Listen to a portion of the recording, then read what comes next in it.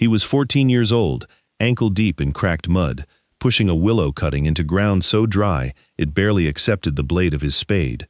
3 men stood on the bridge above him, watching. One of them laughed so hard he had to lean on the stone parapet to steady himself. "You're planting trees in a grave, lad," he called down. "That beck's been dying since before you were born."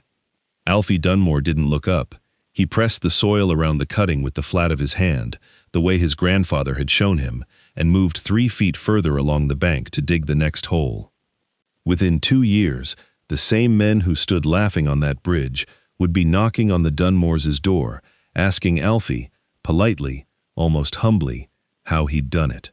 Because when the worst drought in 60 years finally reached the Yorkshire Dales, and every other stretch of water for miles turned to dust and stone, the ground along Alfie's Willows stayed damp. Not flooded, not miraculous, just quietly, stubbornly alive, while everything around it gave up. Nobody could explain it. Not at first. Not even Alfie. Not entirely.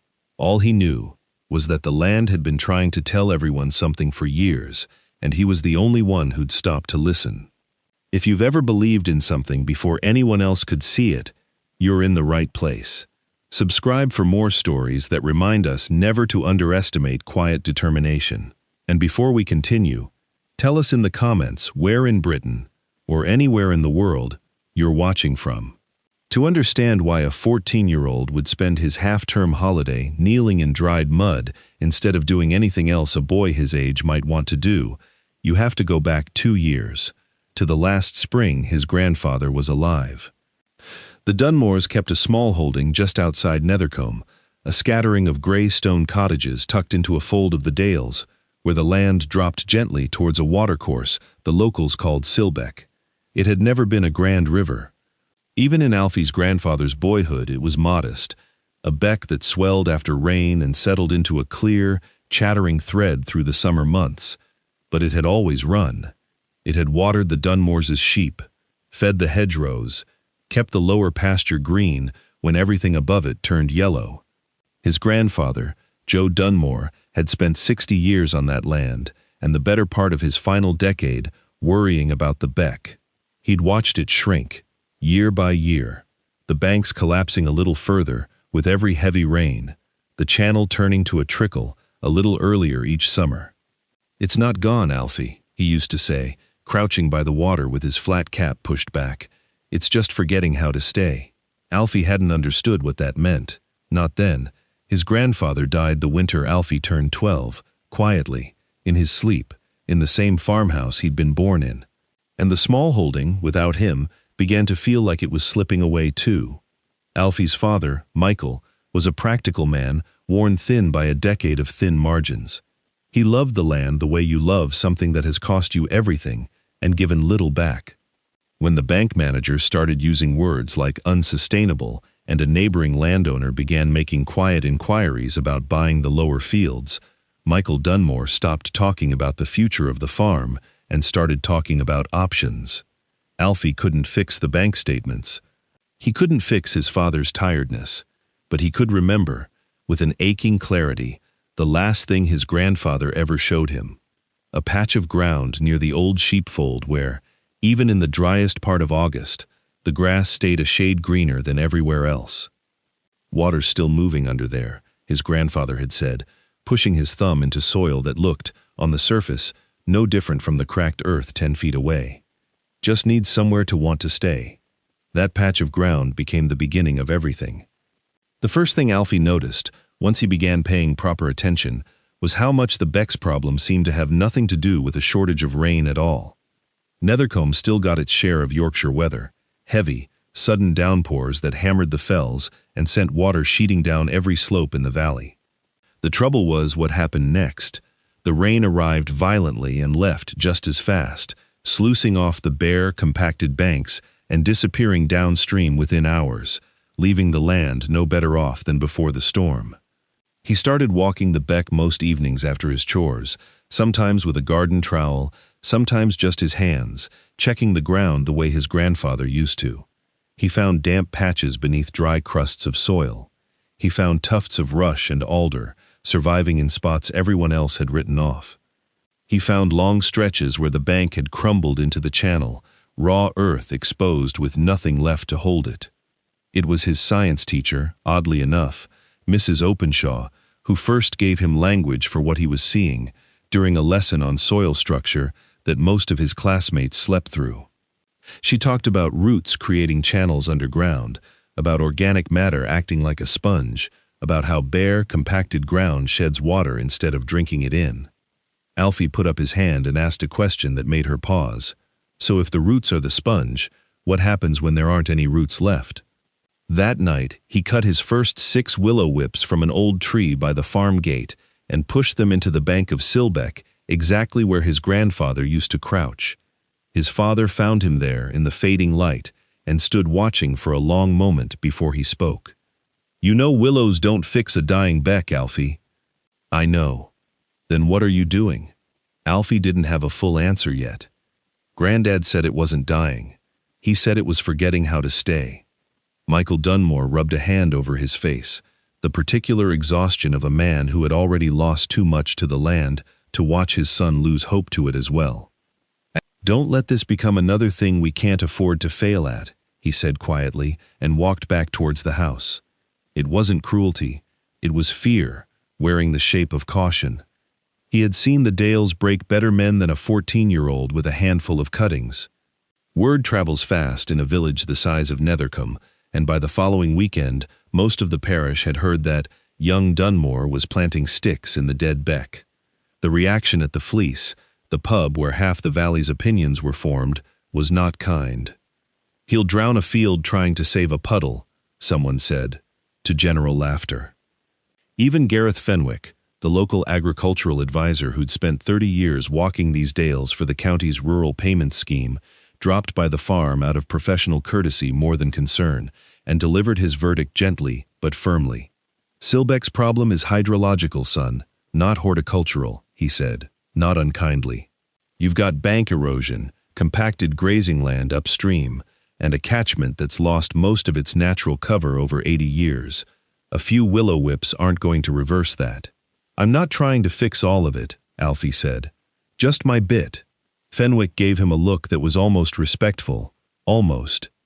"Even your bit needs the right conditions, and I'm not sure they're there anymore." Nobody was trying to be unkind, not really. Not his father, not Fenwick, not even the men at the pub. They had all watched this valley long enough to believe some kinds of damage simply couldn't be undone.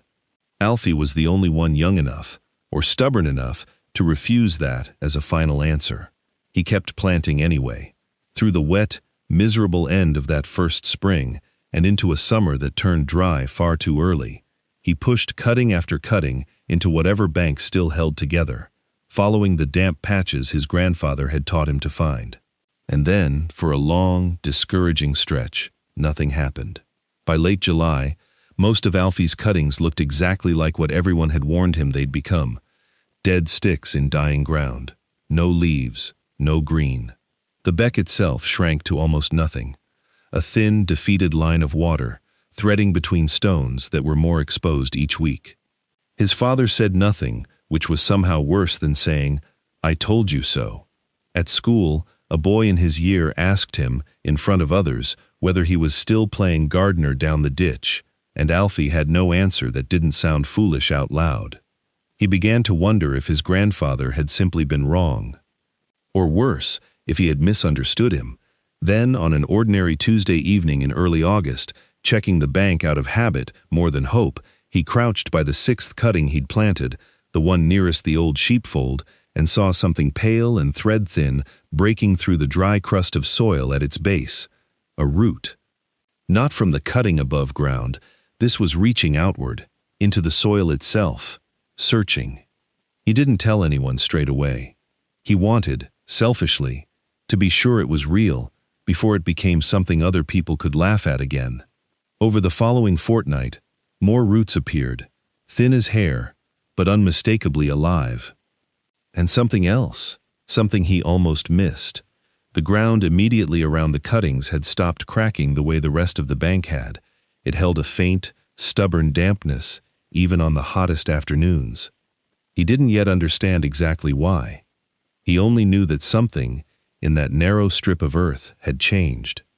Over the next year, the changes accumulated slowly, in a way that only made sense if you were watching closely, which almost nobody but Alfie was.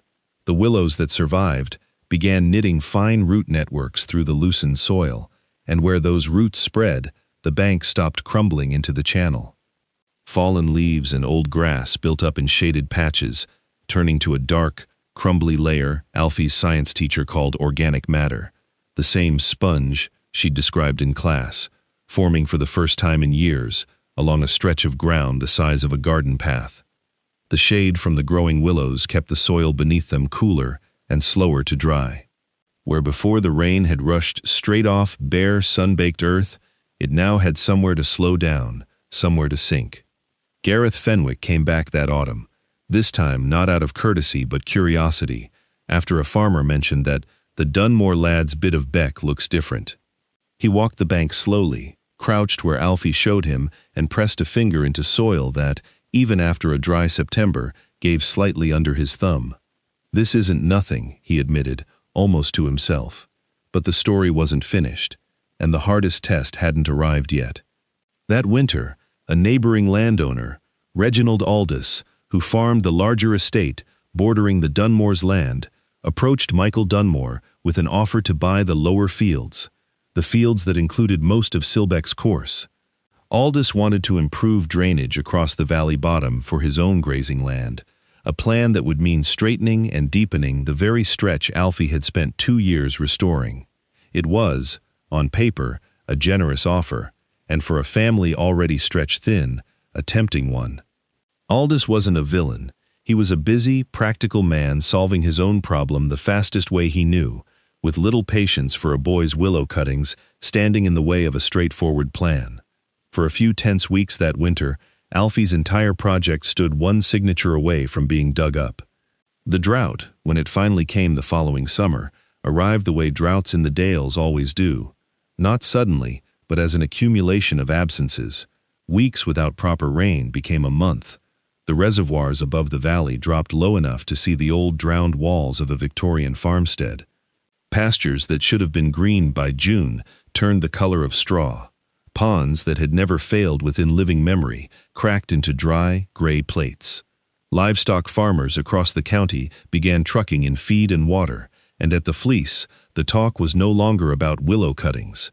It was about whether some of the smaller farms would survive the year at all. Silbeck itself, upstream and down, all but vanished, reduced to isolated puddles among bare stones, except, astonishingly, along the narrow stretch where Alfie had spent 2 years planting. There, the willows stood green when almost nothing else in the valley did. The soil beneath them, shaded and root-bound and thick with 2 years of leaf litter, still held enough moisture that the grass at their base stayed a dull green instead of collapsing to brown. Small, shallow pools lingered in shaded hollows behind the willow roots. Nothing dramatic, nowhere near enough to save the farm on their own, but undeniably, visibly different from the parched ground on either side. It was Gareth Fenwick who noticed it properly first, driving the valley road doing drought assessments for the county council and stopping his car so abruptly at the sight of green along a dead beck that he nearly missed the turning. He walked the bank for over an hour that afternoon, taking soil samples, testing moisture, muttering to himself. When he finally found Alfie in the yard, he didn't offer an apology exactly. Men like Fenwick rarely do, but he came close. "I was wrong about how much difference a small stretch could make," he said. "I wasn't wrong that this needed the right conditions. You built them." Word moved through Nethercombe the way it always had, except this time it carried something closer to wonder than laughter. Farmers who had barely spoken to Alfie before began walking down to the beck themselves, standing where the men on the bridge had once stood laughing, asking quiet, careful questions. Even Reginald Aldous came, in the end, not to buy the land, but to look at it, standing at the edge of the willows with his hands in his pockets, saying very little, which for a man like him was its own kind of concession.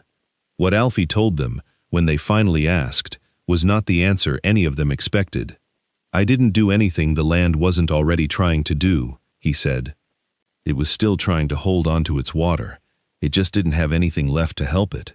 He explained it the way his grandfather might have, if his grandfather had lived long enough to see it proven. The rain hadn't stopped completely, but bare, damaged banks let it rush away before the ground could drink it in. Roots, willow roots, grass roots, any living roots, opened tiny pathways in the soil that let water sink in rather than run off. Fallen leaves and old growth built up a dark layer that acted like a sponge, holding moisture through dry weeks. Shade from the willows kept the ground beneath them cooler, so what moisture there was lasted longer before the sun could take it. None of it created new rain, none of it was a miracle. It simply meant that, along that narrow stretch, less of what fell was wasted. The land was giving you the answer for years, Fenwick told the small gathering that had formed by the bank that August, more to the assembled farmers than to Alfie himself. We were too busy assuming it had nothing left to say. Alfie thought often, in the months that followed, of something his grandfather used to say without ever quite explaining it fully, that the ground remembers, even when people stop looking. It was only later, reading for a school project, that he came across a line from the American farmer and writer Wendell Berry that seemed to hold the same idea, more precisely than he ever could. The soil is the great connector of our lives, the source and destination of all. He copied it into the back of his exercise book, beneath a rough sketch of the beck. By the following spring, willow cuttings from Alfie's stretch of Silbeck had been planted along 3 other struggling becks in the parish, at the suggestion, and with the direct help, of Gareth Fenwick and the county's rural land team. Reginald Aldous, in the end, didn't buy the Dunmore's lower fields. He asked, instead, whether Alfie would help him restore a stretch of his own drainage ditch that hadn't held water properly in a decade. Alfie never made a show of being right. When people who had once laughed at him came to ask for help, he didn't remind them that they'd laughed. He simply showed them where to dig and why, the same patient way his grandfather had once shown him. Standing by the beck now, 2 years on from that first humiliating afternoon on the bridge, you would hardly recognize the ground. The willows have grown taller than Alfie himself. The bank holds firm where it once crumbled. Even in a dry spell, the soil beneath them stays a shade darker, a shade cooler than the land around it.